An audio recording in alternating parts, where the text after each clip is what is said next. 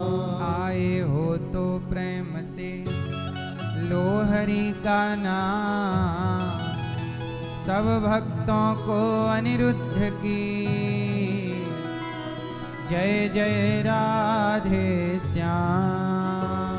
जय जय राधे श्याम, जय जय राधे श्याम, जय जय सीताराम।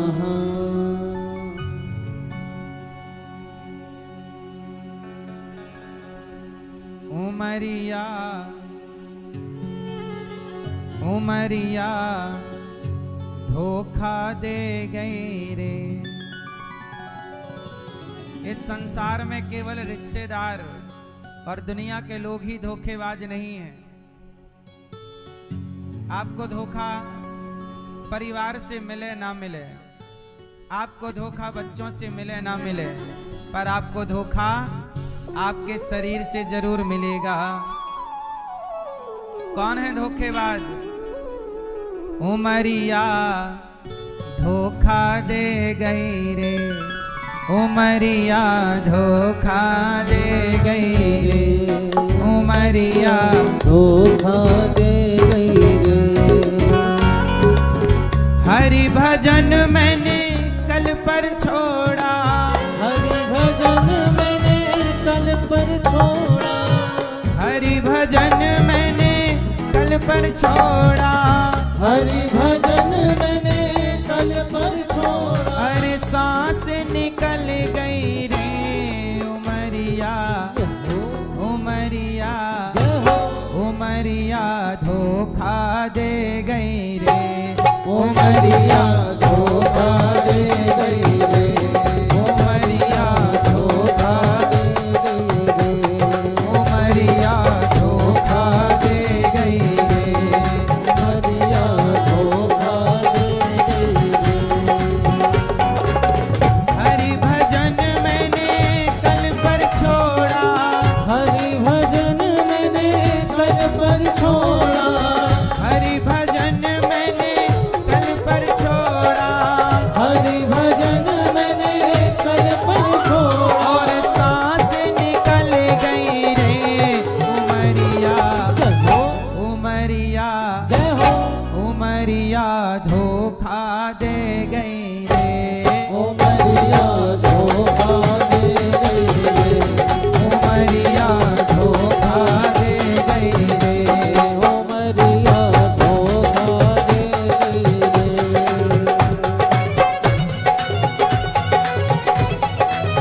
जय हो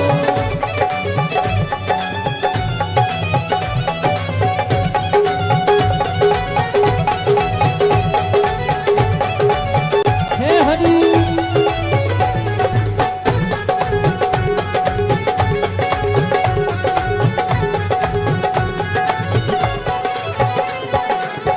बालापन हंस खेल गवाया, बालापन हंस खेल गवाया, बालापन बालापन तो यूं ही निकल गया, लड़कपन खेल में गवा दिया, हंसने और रोने में गवा दिया।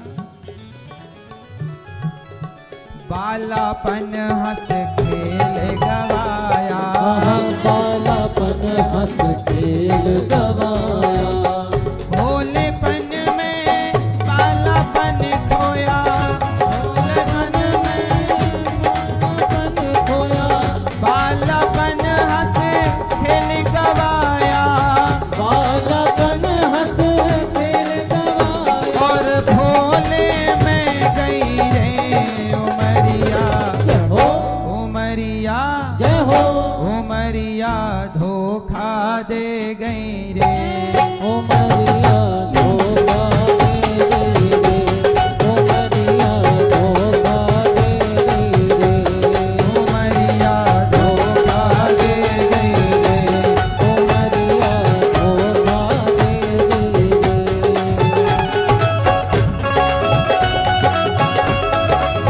जय हो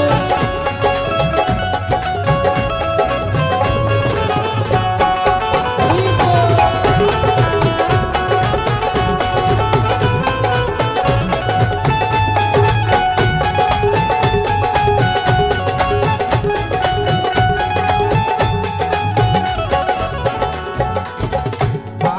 जवानी नींद नहीं छूटे, आई जवानी रंग नहीं छूटे। जवानी में क्या? आई जवानी नींद नहीं छूटे, आई जवानी नींद न छूटे, आई जवानी नींद नहीं छूटे, आई जवानी नींद नहीं छूटे। और सपनों में निकल गई रे उमरिया, जय हो उमरिया, जय हो उमरिया धोखा दे गई रे, उमरिया धोखा दे गई रे, उमरिया धोखा दे गई रे, उमरिया धोखा दे गई रे, उमरिया धोखा दे गई रे।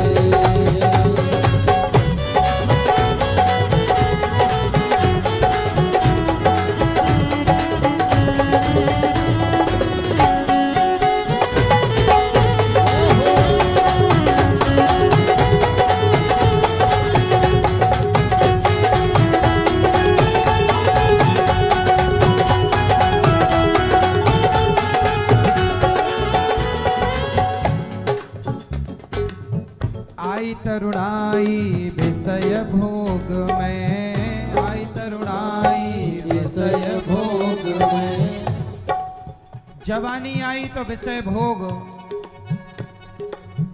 ना मैंने जानी आएगा बुढ़ापा, ना मैंने जानी आएगा बुढ़ापा। जवानी में ऐसे उलझे, ऐसा भूल गए कि बुढ़ापा भी आना है। ना मैंने जाना आएगा बुढ़ापा, हाँ मैंने जाना आएगा बुढ़ापा। अब सांस अटक गई, अब ना मैंने जाना आएगा बुढ़ापा, ना मैंने जाना आएगा बुढ़ापा, ना मैंने जाना आएगा बुढ़ापा, ना मैंने जाना आएगा बुढ़ापा। अब सांस अटक गई रे बुढ़ापा, जवानी उमरिया धोखा दे गई रे, उमरिया धोखा दे गई रे, उमरिया धोखा दे गई रे, उमरिया धोखा दे गई रे, उमरिया धोखा दे गई रे। हरि भजन में कल पर टाला, हरि भजन मैंने कल पर छोड़ा, हरि भजन मैंने कल पर छोड़ा। और सांस निकल गई रे उमरिया, जय हो उमरिया, जय हो उमरिया धोखा दे गई रे, उमरिया धोखा दे गई रे, उमरिया धोखा दे गई रे, उमरिया धोखा दे गई रे, उमरिया धोखा दे गई रे, उमरिया धोखा दे गई रे, उमरिया धोखा दे गई रे।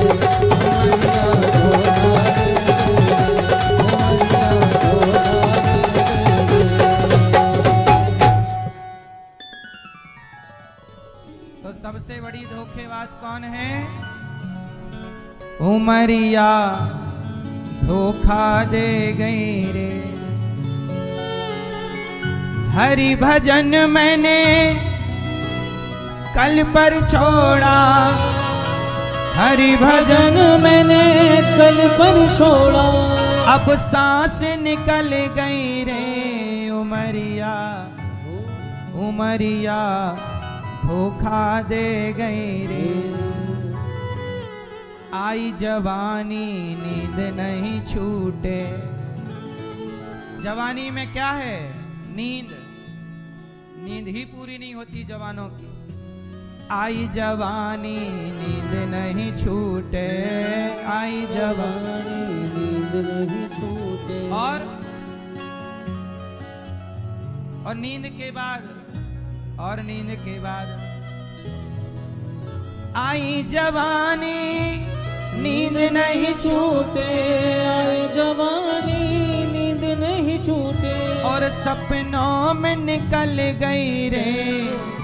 जो बचा, जवान लोग सपने ज्यादा देखते हैं, सपनों में निकल गई रे उमरिया, उमरिया धोखा दे गई रे उमरिया, धोखा दे गई रे। इसलिए कहता हूँ सपने कम देखो, जितने देख चुके हो पहले उन्हें पूरा करने में लग जाओ। एक भी सपना पूरा नहीं हुआ और ख्वाब रोज देख रहे हैं, इसलिए सपने ज्यादा ना देखो, जो देख चुके हो पहले उन्हें पूरा कर लो। एक सपना देखो उसे पूरा करो, फिर दूसरा देखो उसे पूरा करो, फिर तीसरा देखो उसे। अब आपने रेगुलर 5 सपने देखे और पूरा एक भी नहीं हुआ, तो सपनों से क्या? एक साधे सब सधे, सब साधे सब जाए। एक सपना देखो उसे पूरा करो, उस पर चलो, अमल करो, आगे बढ़ो, वरना चली जा रही है उम्र धीरे धीरे। भैया क्या जा रही है आपकी?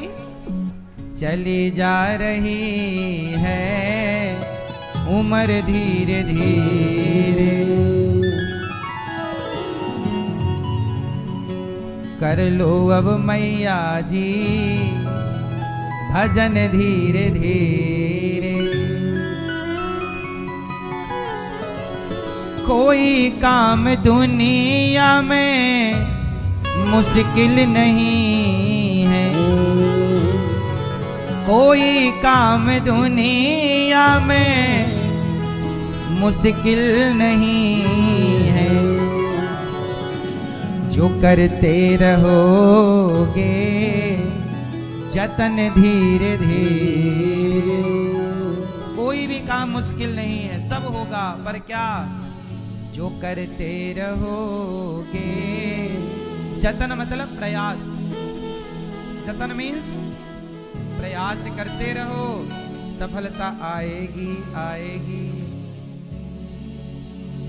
तो भगवान की भक्ति भी अब आप शुरू कर ही देना, इंतजार ना करना बुढ़ापे का।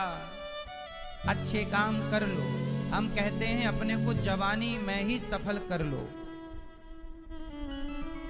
जवानी में सफल हो जाओगे तो जवानी भी सार्थक, बुढ़ापा भी सार्थक। और जवानी के बाद तो देखो फिर सफलताओं का हम ये नहीं कहते कि नहीं मिलेगी, लेकिन फिर जवानी के बाद की सफलता का मजा नहीं है। क्या बरसा जब कृषि सुखानी। सुदामा जी को भगवान कृष्ण ने धन धान्य दिया, बोलो हाँ, दिया कि नहीं? सुदामा जी के महल बन गए और सोना चांदी, वो राजा बन गए, खूब सुख, लेकिन सब कुछ तो मिला, पर सुदामा जी तो बुढ़े हैं, बूढ़े। अब बूढ़े आदमी को महल दे दो तो करेगा क्या? बुढ़ापे में थोड़ी महलों का मजा है, बुढ़ापे में थोड़ी किसी का सुख है। तब भगवान को लगा सुदामा जी ने मेरी भक्ति की है, जवानी गवाई है, मुझे दी है। भगवान ने कहा सुदामा ने मुझे जवानी दी, अर्थात जवानी में मुझे भजा, तो मैं भी सुदामा को जवान करूंगा। केवल धन धान्य नहीं दिया सुदामा को, भगवान ने सुदामा जी को और सुशीला जी को दोनों को जवान भी कर दिया। जाओ अब जवानी में आ, दोनों जवान हो गए। सुदामा जी हो गए 21 साल के छोरा और सुशीला जी हो गई 17-18 साल की छोरी। अब लो आनंद जवानी का, सुख लो। इसलिए कहता हूं सफलता भी समय पे आ जानी चाहिए। क्यों? इसलिए कहता हूं जैसे ही आप 18 साल के हों काम शुरू कर दीजिएगा। 18 साल की उम्र तक पैसा कमाना स्टार्ट कर दीजिएगा।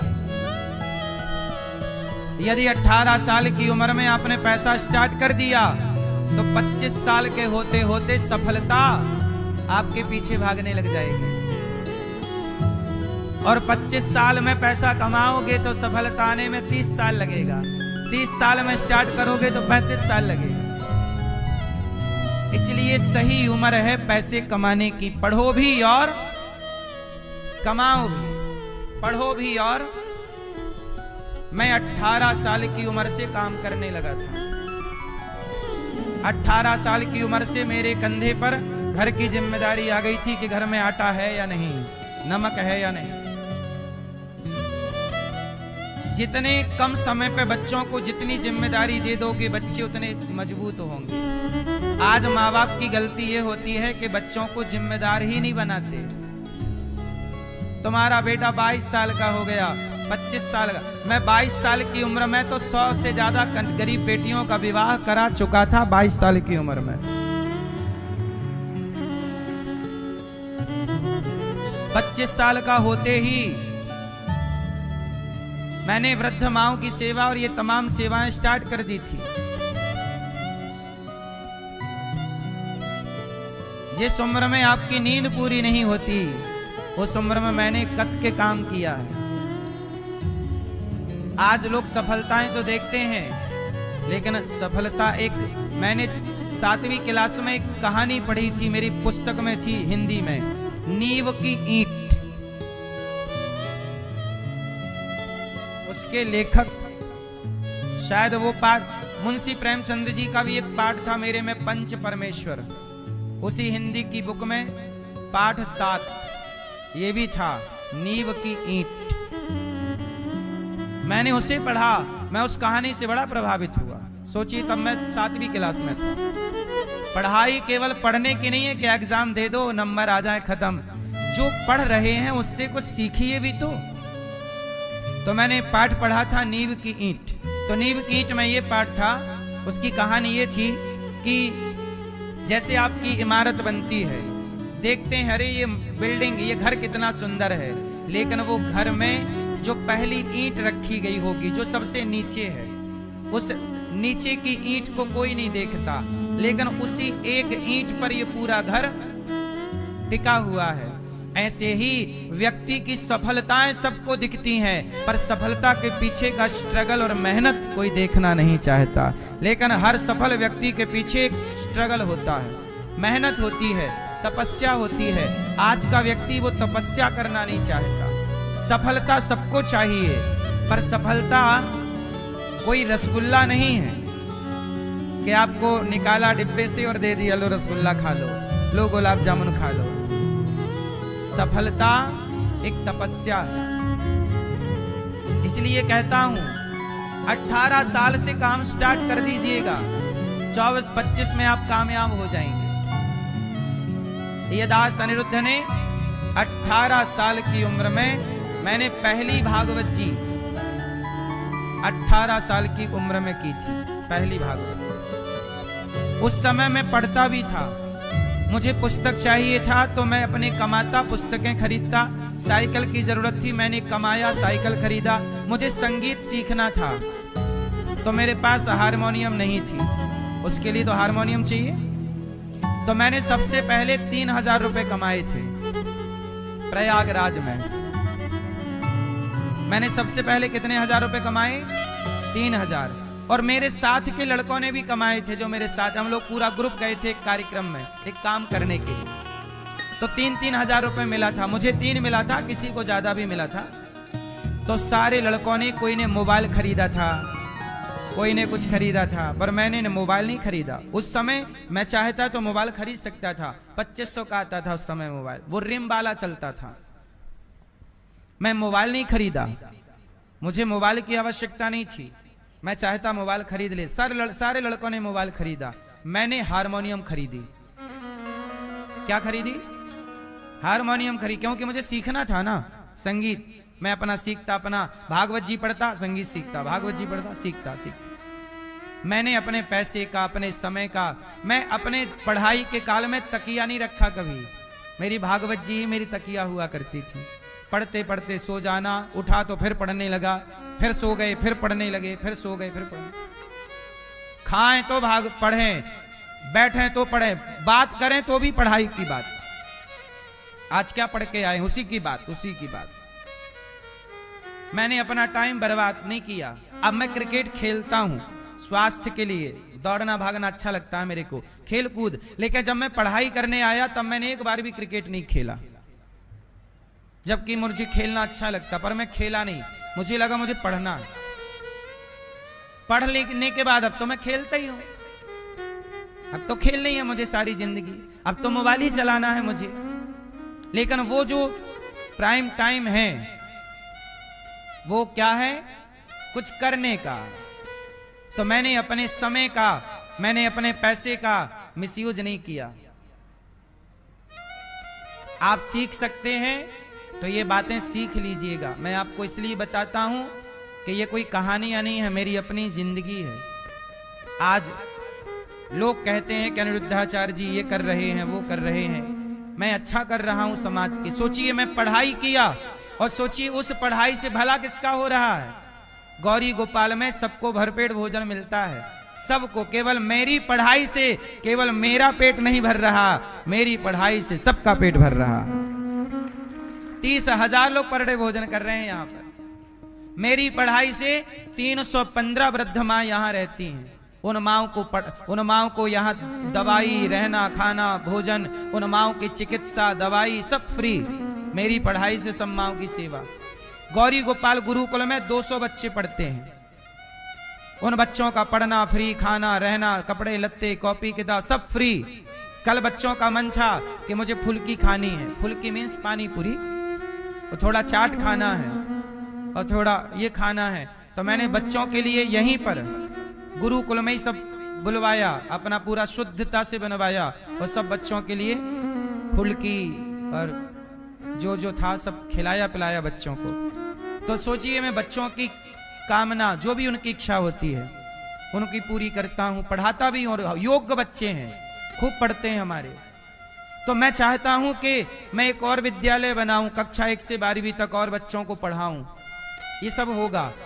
मेरी एक मैया ने बोला कि बेटा मुझे नाश्ते में दही पराठा खाना है, तो आज मैंने माँ के लिए दही पराठे का नाश्ता रखवाया। हमारी मैयाओं को जो खाना रहता है हम वो खिलाते पिलाते हैं। और सोचिए मेरी पढ़ाई से सबका भला हो रहा है कि नहीं? हाँ या ना?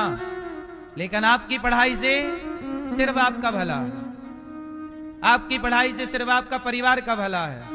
और आपके भले भी कैसे हैं? आप बेईमानी करना चाहते हैं, उसका भी पैसा मिल जाए, उसका भी ले लूं, उसका भी भ्रष्टाचार कर लूं। ऐसे नहीं कमाया करो। कमाओ, मेहनत से कमाओ, ईमानदारी से कमाओ। और अपने लिए ही ना कमाओ, जो सबके लिए कमाना चाहता है, जो सबकी सेवा करना चाहता है, उसे भगवान बहुत देते हैं। देने वाले तो ईश्वर ही है। इसलिए सोचिए मेरी पढ़ाई से आप लोगों को भी सही रास्ता मिल रहा कि नहीं? मेरी बातों से कितनों ने शराब छोड़ दी, कितनों ने मान से छोड़ दिया, रिश्तों में झगड़े खत्म हो गए और आपस में प्रेम से रहने लग गए। ये मेरी पढ़ाई से हुआ कि नहीं? बोलो हाँ कि ना। तो बताओ मेरी पढ़ाई से, मेरे पढ़ने से देश का भला हुआ कि नहीं? इसलिए आप भी ऐसे पढ़ना कि उस पढ़ाई से केवल आपका और आपके परिवार का भला ना हो, इस राष्ट्र का भला होना चाहिए। शिक्षा ऐसी हो जो सबका उत्थान करे। शिक्षा केवल ऐसी ना हो कि मेरा भला, चलो भैया देश का नहीं, चलो अपने ही कर लो। आजकल के लड़के लड़कियां अपना ही भला नहीं कर पाते। आजकल माँ बाप कहते हैं बेटा कमाता नहीं है, बोझ बना है। बेटे की फीस भरता है तो बाप से पैसा मांगता, पिताजी वो 3,000 दे देना, छोरे की फीस भरनी है। फिर तुम्हारे बच्चे हैं, तुमने बच्चे तो पैदा कर लिए पर पढ़ाने की तुम्हारी औकात नहीं है। इसलिए सेल्फ डिपेंड होना जरूरी है। मैं 18 साल की उम्र में आत्मनिर्भर हो गया था। कितने साल की उम्र में? 18 साल की उम्र से घर में आटा दाल है कि नहीं, भोजन बनेगा कि नहीं, मैंने शुरू कर दिया था घर की गृहस्थी चलानी।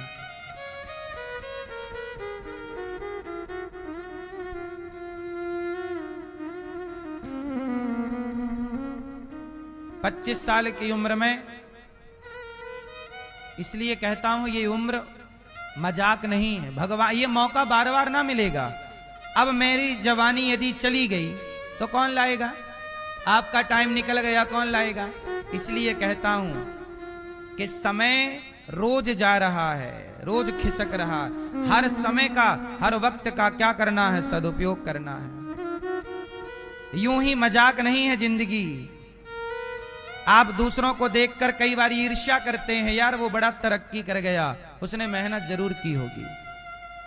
लता जी इतना अच्छा गाती थी, क्यों? क्योंकि वो दिन भर 10-10 घंटे रियाज करती थी। कोई भी सफल व्यक्ति यूं ही नहीं सफल होता, उसके पीछे उसकी बहुत मेहनत होती है। बोलो हाँ, सफलता इतनी आसान होती तो सबना सफल हो जाते, सबना लता जी जैसा गाने लग जाते। 10 घंटे रियाज करो तो तुम भी गाओगे, तुम भी काम करो तुम भी सफल होगे। अब काम कुछ नहीं करना, खटिया तोड़ना है और सफल लोगों को गालियां देना है, यार वो बड़ा सफल हो गया, तुम भी हो जाओ। ये भैया कहां चले सफल होने, जाओ सफल होके आना।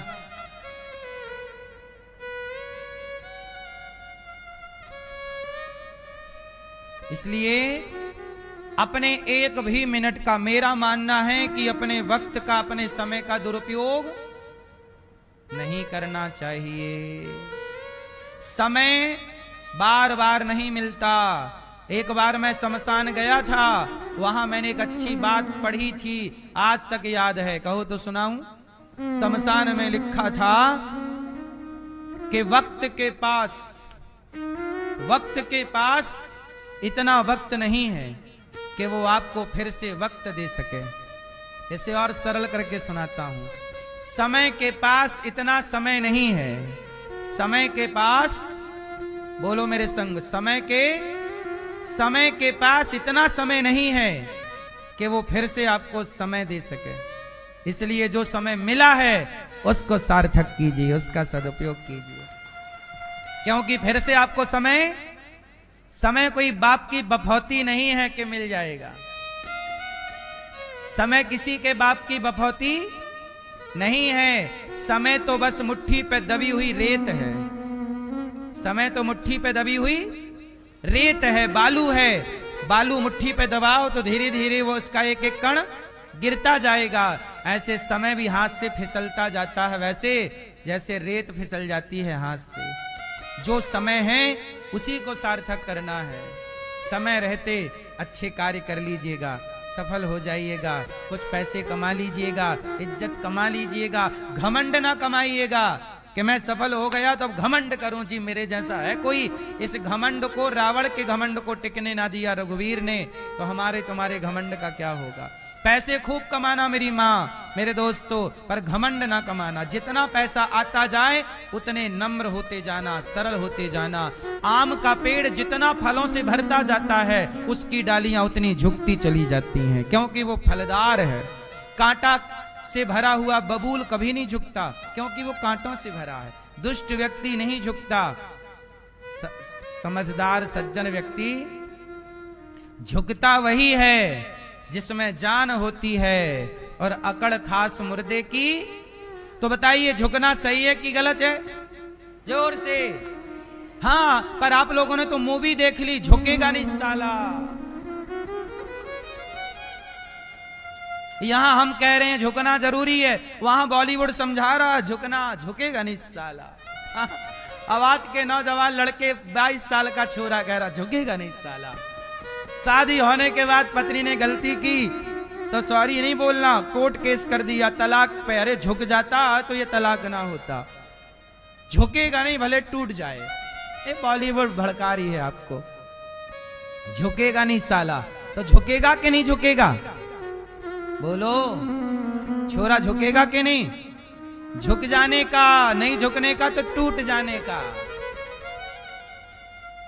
बोलो हाँ। झुकना सही है, माँ बाप के आगे झुको। जहां मेरी गलती नहीं है, मेरी गलती नहीं है फिर भी मेरा भैया रूठा हुआ है, मेरी गलती नहीं है फिर भी मेरी माँ रूठी हुई है, मेरी गलती नहीं है फिर भी मेरा पिता रूठा हुआ है, तो गलती नहीं है फिर भी सॉरी कह देने से रिश्ते बच रहे हों तो सॉरी कह के झुक करके रिश्ता बचा लेना चाहिए। यही समझदारी है। सही है गलत है? कई बार आपकी गलती नहीं होती फिर भी आपको झुकना पड़ता है, सॉरी कहना पड़ता है, तो यह समझदारी है आपकी। आप यदि नहीं झुकेंगे तो आपका रिश्ता टूट जाएगा। तो टूटने से अच्छा झुक जाना भाई, झुक जा। भाई से ही तो रिश्ता बचाना है। पैसे के चक्कर में अपनों को ना गवाया करो। बताओ, पैसा बड़ा है कि भाई बड़ा है? पैसा बड़ा है कि पिता बड़ा है? पैसा बड़ा है कि मां बड़ी है? पैसा बड़ा है कि पत्नी बड़ी है? बोलो, पैसा बड़ा है कि पति बड़ा है? रिश्ते बड़े हैं। पैसे की कोई वैल्यू? आजकल लोगों ने पैसे को हौवा बना दिया है। जहां पैसे को महत्व दिया जाता है वहां रिश्ते खराब हो जाते हैं। इसलिए कहता हूं, पैसा कमाओ पर पैसों से ऊपर परिवार को, रिश्तों को रखा करो। पैसे तो आएंगे जाएंगे, पर मां छोड़ी आएगी जाएगी, बाप छोड़ी आएगा जाएगा। यार एक बाप ना सही दूसरा सही, ऐसा थोड़ी होता है। पैसा तो आएगा, कोई बात नहीं, तू ना दे भाई तू देगा, कोई बात नहीं, हम तेरे यहां नहीं तेरे यहां कमा लेंगे, हमें कमाना ही तो है। पैसा तो आएगा जाएगा, रिश्ते थोड़ी आएंगे जाएंगे। बाप तो बाप रहेगा, मां तो मां, भाई तो भाई रहेगा। बोलो हाँ, पत्नी तो पत्नी रहेगी। इसलिए ऊपर किसको रखने का? पैसे को, रिश्ते को। कौन कौन रखेगा ऊपर? किसको रखोगे? अपने पिता को, अपनी मां को, अपने भाई को, अपनी बहन को, अपनी पत्नी को, अपने पति को, अपने बच्चों को। ठीक है मैया? हमारे श्री सुशील कुमार गुप्ता जी भागवत सुन रहे हैं, श्रीमती रूबी गुप्ता जी, है ना? आपने देखो किसको ऊपर रखा? इन्होंने पैसे से ऊपर भगवान को रखा है। इन्होंने अपने पैसे कहां लगाए कि पैसे से यदि मुझे थोड़े से पैसे खर्च करने से यदि मुझे वृंदावन का वास और मेरे परिवार को वृंदावन का वास और भगवान की कथा यदि मैं सुन सकती हूँ, ईश्वर ने मुझे दिया है धन और मैं उसे धर्म से जोड़ दूं, तो इन्होंने अपने धन को कहां से जोड़ा? धर्म से। इनके पास पैसा है, अब ये पैसा चाहें तो शराब में, दारू में, मुर्गा में, गलत काम में भी खर्च हो सकता था, पर उन्होंने अपने एक एक पैसे को सार्थक किया है। आप भी पैसा कमाना और पैसा कमाकर उसे सही जगह लगाना, फिर देखना मां भगवती लक्ष्मी कई गुना उस धन को कई गुना बढ़ाती हैं। जैसे सुशील कुमार गुप्ता जी और आपकी धर्मपत्नी रूबी जी ने सही उपयोग किया है धन का।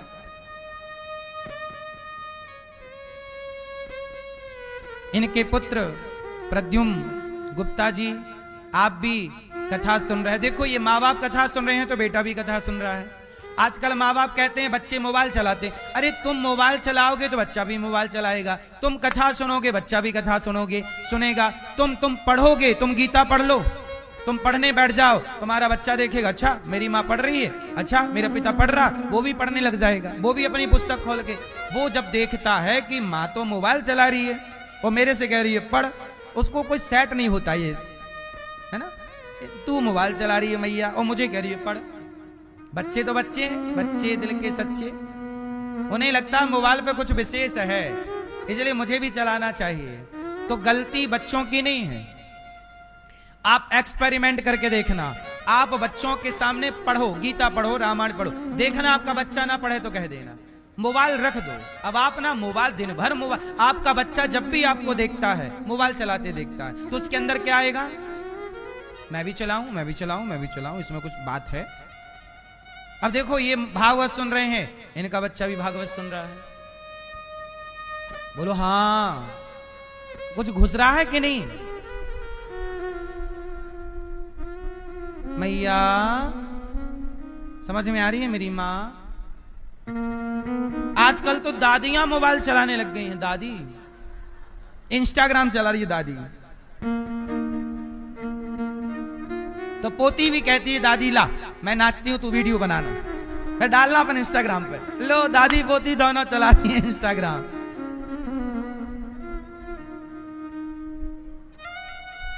आजकल कुछ दादियां लूडो और खेलती हैं मोबाइल में। लूडो क्या चल रहा है? लूडो चल रहा है, लूडो। मैया आप खेलती है लूडो? ये मैया ये देखो छोरी कह रही है दादी खेलती है लूडो।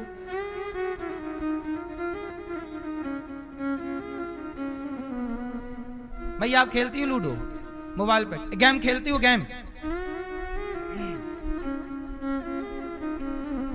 मैयाओं को भी अब आज की सदी का मोबाइल मिला है। इनके जमाने में तो इनको मोबाइल मिला नहीं, बेचारी मैयाओं को, दादी अम्माओं को। अब मिला है तो जी ले जिंदगी बिंदास।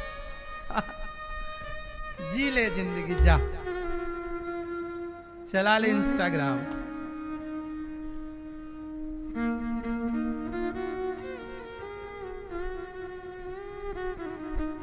जीवन में आप कलम्बोली मुंबई से आई हैं, नवी मुंबई से, और ये कथा का रसपान आपके द्वारा पूरा परिकर आपका कथा सुन रहा है।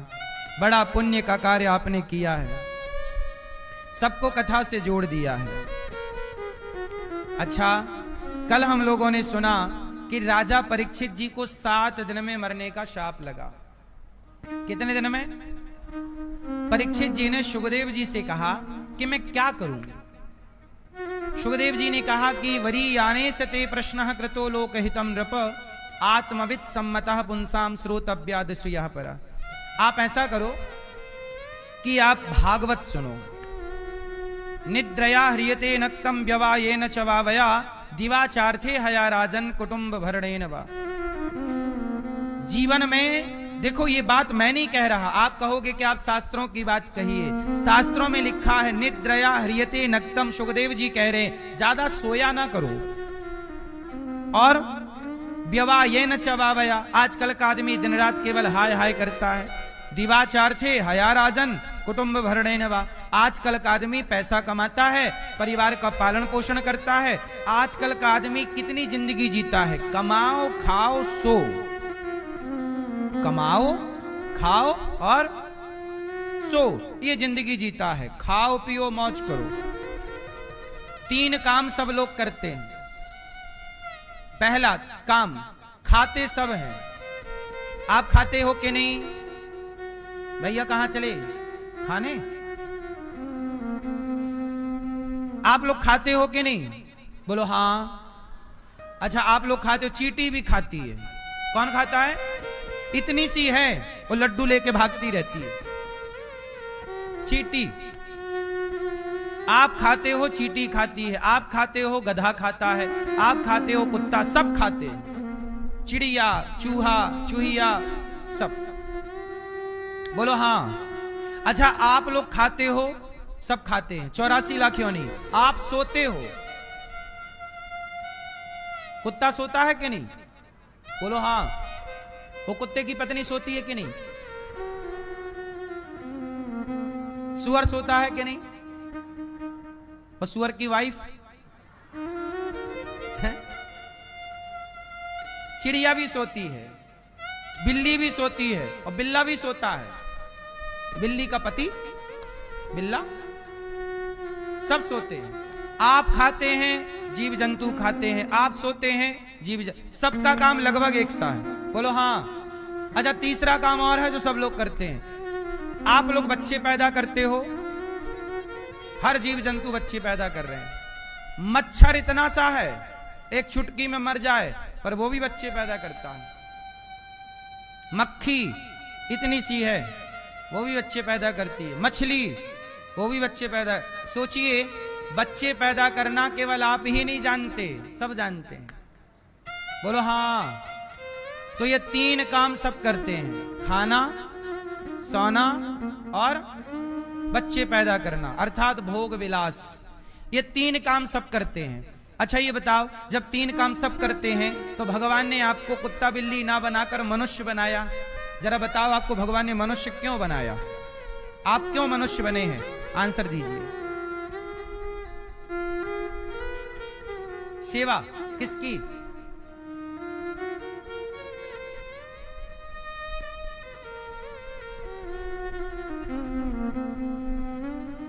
आप क्यों मनुष्य बने हैं भैया बताओ?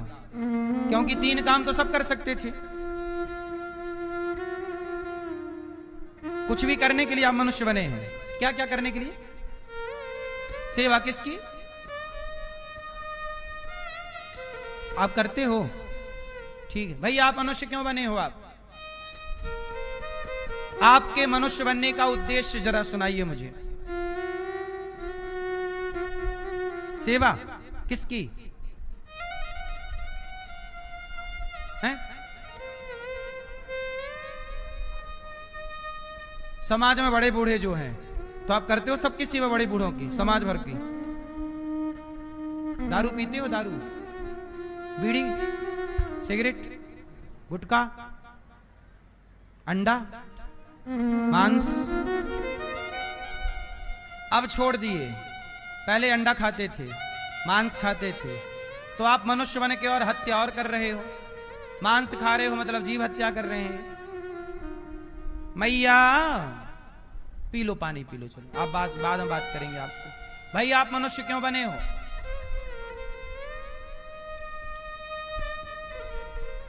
काम करने के लिए। कौन सा काम? झाड़ू पोंछा लगाने के लिए। मनुष्य बने हैं हम लोग, क्यों बने हैं पता ही नहीं, बस बने हैं। सब बने तो हम भी बन गए। एक भेड़ कुएं में गिरा, वो गिरा तो हम भी गिरेंगे। इसे बोलते हैं भेड़ चाल। क्या बोलते हैं? भेड़ चाल। आज का समाज अधिकांश भेड़ चाल ही है। हाँ बताओ, आप बताओ।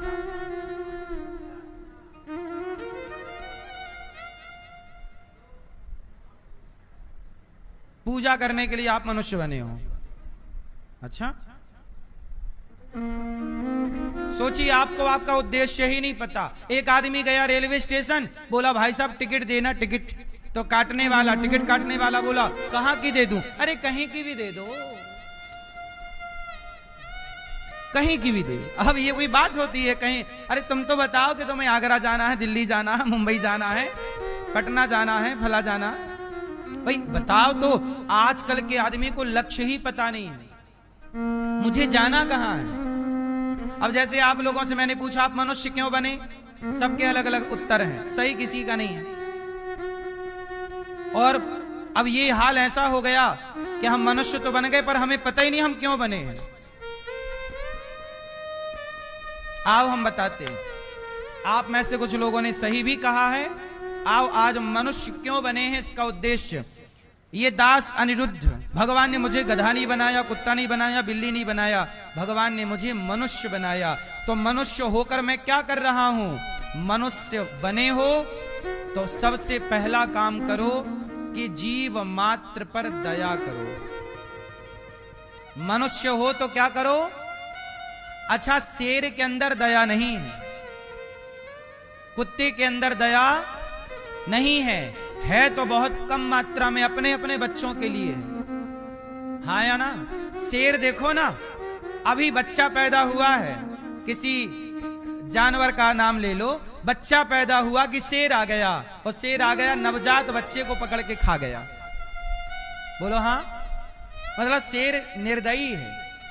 वो ये नहीं देखता कि तो अभी जन्म लिया है, उसकी माँ बेचारी रो रही है, दूर खड़ी रम्हा रही है, और वो बेचारा उस बच्चे को खा गया, या तो उसकी माँ को खा गया बच्चा बेचारा। एक मैंने देखा, डिस्कवरी चैनल पर आता रहता जंगल का, एक मैंने देखा कि एक भैंसी थी, भैंस एक भैंस थी, तो उसने बच्चे को जन्म दिया। अभी उसका बच्चा जन्म ही लिया है कि शेर आ गया और शेर भैंस को पकड़ लिया और भैंस को मार डाला, और उसका नवजात बच्चा अभी उसके आसपास घूम रहा है। वो ये भी नहीं जान रहा है कि ये शेर है, ये खा जाएगा। वो ये भी नहीं जानता कि शेर है, वो अभी पैदा हुआ, उसे ये भी नहीं पता कि भागना है।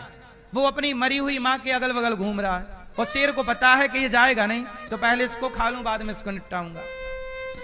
शेर इतना निर्दयी है, उसे दया नहीं है। चिड़िया देखो ना, चिड़िया, एक चिड़िया दूसरी चिड़िया के घोंसले में जाती है और दूसरी की चिड़िया दूसरे के बच्चे को उठाकर ले आती है और अपने बच्चों के मुंह पर डाल देती है।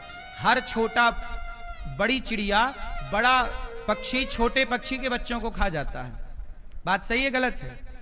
वो ये नहीं देखती कि जैसे ये बच्चे मेरे हैं वैसे इसके बच्चे हैं, नहीं, वो उसके बच्चे लाएगा, अपने बच्चों को मुंह पर डाल देगा। सही है गलत है? 84 लाख योनियों में देखिएगा, प्रकृति बड़ी निर्दयी होती है। सांप कितना निर्दयी है, मौका मिलती डस लेता है। तुम दूध पिलाओ पर डसेगा, वो निर्दयी है। 84 लाख योनियों में झांक के देखिए, कांटा कितना निर्दयी है, मौका मिला चुभ जाएगा। प्रकृति बड़ी निर्दयी है। बोलो हाँ, मौका मिलते ही आपको नुकसान पहुंचाएगी। भेड़िए कितने निर्दयी होते हैं। शेर तो मार के खाता है, भेड़िए तो जिंदा से खाने लग जाते हैं। कोई भी मिल जाए जिंदा। 84 लाख योनियों में अधिकांश जीव निर्दयी होते हैं। अब जैसे बंदर को देख लो, आप बंदरिया को ना केला दोगे तो बंदरिया केला खाएगी, लेकिन अपने बच्चे को नहीं देगी। अपने बच्चे को छाती से चिपकाए रहेगी तो दूध पी, मैं केला खाऊंगी। उसे कुछ भी दो, अच्छा उसका बच्चा खाने लग जाए तो छीन के खा जाएगी। उसे नहीं देती वो, उसे केवल छाती से चिपकाए रहेगी, प्यार बहुत करेगी, खाने नहीं देगी। इनके अंदर दया नहीं है। प्रकृति दया नहीं करती, मृत्यु भी दया नहीं करती। मौत आ जाए तो जन्म लिए हुई बच्चे को जन्म दिया, मां को मार दिया, दूध भी ना पिला सकी मां अपने बेटे को, मां मर गई, मौत आ गई। मौत बड़ी निर्दयी है, बड़ी निष्ठुर है। वो ये नहीं देखती कि छोटा है कि बड़ा है, अभी आया है कि कल का आया है। मौत निर्दयी। अधिकांश आजकल लोग कितने निर्दयी हैं, बकरा मार के खा जाते हैं। अभी मैंने देखा बकरे पे वो चला दिया तलवार, एक बड़ा सा रथ जा रहा था, उसके नीचे बकरे को गर्दन रख दी तो पहिया चढ़ गया, बकरा की गर्दन कट गई। फिर वो देवी देवताओं को डाल रहे हैं। कोई भी देवी देवता हत्या नहीं चाहती, आप अपने मन से ये सब गलत काम करते हो।